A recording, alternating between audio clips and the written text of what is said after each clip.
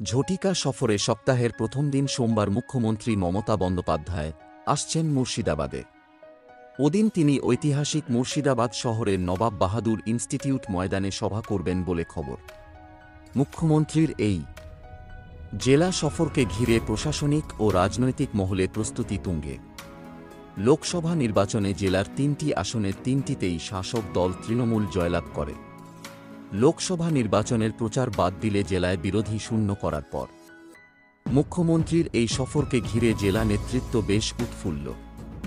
জেলা নেতাদের দাবি, মুখ্যমন্ত্রী সভামঞ্চ থেকে জেলার মানুষকে বেশ কিছু প্রকল্পে সহায়তা প্রদান করবেন। শীতের মধ্যে গ্রাম বাংলার প্রত্যন্ত এলাকা থেকে সাধারণ মানুষ যাতে মুখ্যমন্ত্রীর সভায় উপস্থিত হতে পারেন, সে কথা ভেবে সময় দেওয়া হয়েছে বেলা ১টা। বৃহস্পতিবার সন্ধ্যায় মুখ্যমন্ত্রীর এই সফরসূচি ঘোষণা হতেই জেলা জুড়ে রাজনৈতিক ও প্রশাসনিক তৎপরতা শুরু হয়। ওদিন সন্ধ্যায় মাঠ পরিদর্শনে যান জেলাশাসক রাজর্ষি মিত্রসহ জেলার একাধিক প্রশাসনিক কর্তা। বহরমপুর সাংগঠনিক জেলা তৃণমূল সভাপতি অপূর্ব সরকার এবং চেয়ারম্যান রবিউল আলম চৌধুরী তড়িঘড়ি একটি চিঠি দিয়েছেন। ওই দিন জেলার সব স্তরের শাখা সংগঠনের নেতাকর্মীকে উপস্থিত থাকতে হবে।